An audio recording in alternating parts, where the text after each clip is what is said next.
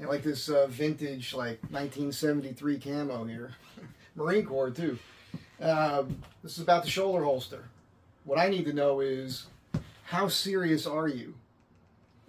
I was counting in the videos I've done. I've done 2 long videos on this, and I've done a short. And there's probably half a dozen people, 6 or 7 people, who have mentioned they want one. You guys want one of these things. Well, really? Because I'm willing to make them. I've bought the material. I got to tell you that between the leather, the strapping, I've got the 1-inch green nylon tube webbing, and with the buckles and everything else, I've got a couple $100 into materials. Now, some of the material I had because I intended to use it for other things. But now that I've pretty much nailed this, and people say that they're interested, I'm interested in making a few of them. But I don't know what the number's going to be. I hand stitch all of this, and it takes all stinking day to make one of these things. You know, you probably got about $50 of material, close to it, somewhere in there. When you think about the leather, you think about the snaps, buckles, everything else, you know, thread, when you really add everything up. And right now, all this is veg tan. This is 4 millimeter thick. You can see on here, I did burnish the edges nicely. And, you know, that's how they would come. I know some people might want to dye it green or black or something like that. I don't have that. I'm not going to get into that. So first thing I'm asking you is what are you willing to pay? I need to get a range there so I can pick a decent number. It's going to have to be a few $100, which probably already a bunch of people have, you're off the video now. But I don't see how I could do them for less money, because just this the amount of time that it takes to make them. And yeah, I could give them to you where they don't have any neats oil on them, and then you could buy dye and you could dye it yourself. I could even provide you a little swatch piece that you could test dye if that's something that you might want to try. I think dyeing this in an olive drab green would be really cool, man. Or a dark brown or a black, whatever color that you want. I could see down the road, if this was something that people really wanted, that I could invest in that sort of thing and actually start dyeing the leather myself and all that. But at this point, I'm still entry level when it comes to a workspace and, you know, figuring this stuff out. I'm turning out a pretty good quality product, but I'm not a pro leather worker at this point. It would not come with the mag pouch.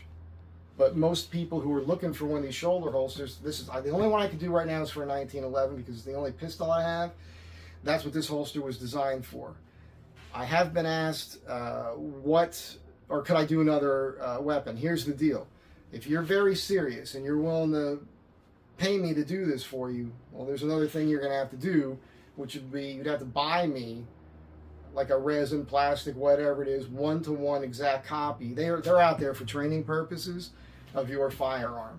So if you send me one of those, which I would keep because then I could use it in the future, then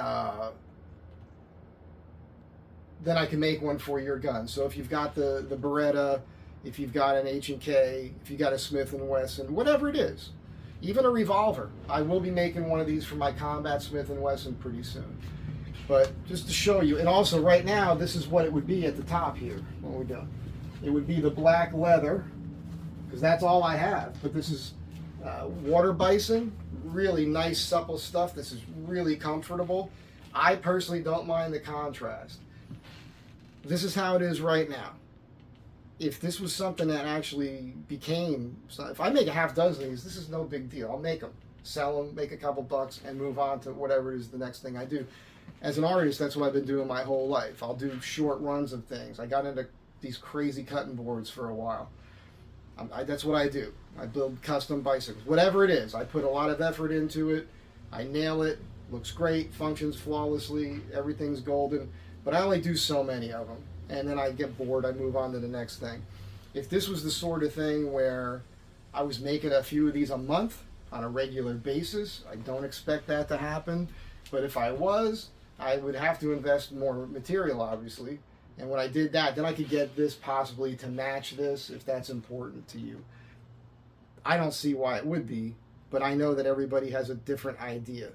What I'm going to be doing is metal, PVD coated black D-rings. Again, the 1-inch nylon tubing, really strong stuff. And the buckles on the strap here is just, that is a plastic, but you guys know what that is. I don't know what the material is, but you guys know how tough those things are. So you'd be fine with that. Once again, it's a flapped 1911 shoulder holster. Take it off for you here. And on this one here, again, this is the prototype, but I've sewn 2 pieces of leather folded over. That happens to be bison hide, which is what I will be using on the next few that I make, because I have some scrap of it, and it's a bit 2 to 3 millimeter thick, pretty thick stuff. I don't want to do it with the 4 mil because this would become 8 plus 4. I mean, 12 millimeter thick. I'd be trying to stitch through. It's almost impossible. So I've got the military snaps, just like on the original. I burned my logo into it. That's the Mike Z Design logo. Way, way better made than the original ones that we were issued when we were in the Marine Corps. Way better. Way thicker. The strap is better. It all just makes more sense. And just to reiterate on this thing, you can wear this in different ways. Why do I always have a problem with this when I'm on camera? You can adjust this so that it rides here at the center of your chest. You can roll it back so it rides back here, anywhere you want. It's the most comfortable way to carry a 1911, in my opinion, when you're walking out in the forest, when you're hunting, whatever. I think it's a good idea to have a handgun when you're hunting for a multitude of reasons, which I've said this before, we don't need to get into it here. You guys know. So, and for those of you that don't know, I know there's a lot of discussion about 9mm versus 45 and all that. And I'm old school. This is what I had when I was in the Marines. But you guys can look at the history of this. When the 1911 was being selected, the 45 ACP in particular, doesn't matter if it was a 1911 or not, they went out, the U.S. government went out and shot cattle with every handgun caliber that was available at the time. The 1911 was the one round that consistently could drop a cow with the least amount of rounds. Killing cows, man. I've seen guys on a show on the History Channel ride up with 1911s, riding up the cattle, it might have been a bison, on a horse with a 1911 and shooting it right behind the head, dropping the thing. So 45 ACP is no joke. It'll stop pretty much anything that's out there. Just throwing that out there. But again, if I had a one-to-one copy of your firearm, I could manipulate this design to work with your pistol. That's it for now. This is more of like, I'm just kind of testing the waters. I'm asking you guys what you think. By the way, having a collared shirt, that's why I put this on. I figure it'd probably look good for the video too. But having a collar here helps with this. This is very comfortable. When I've worn it with my t-shirt, it might want to ride up a little, but it's very comfortable against my neck, right? So it'll be fine with that. But this is really how you should wear it, is with a collar and throw that over. What do you think? I'd like to know. If you're interested, I'd like to know what you think a fair number is for a handmade, hand saddle-stitched custom thing that doesn't exist anywhere else on the market. Somebody gave me grief for flipping the bird to a helicopter the other day. He's no longer able to see the channel. It's just, you guys don't understand here in Los Angeles.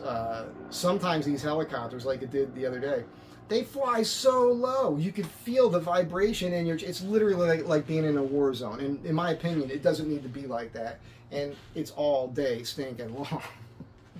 But it's apropos for the garb here, right? You guys have a great day. Be kind to one another. Let me know what you think down below. Be good to one another. I'll catch you on the next one. Have a great day. Bye.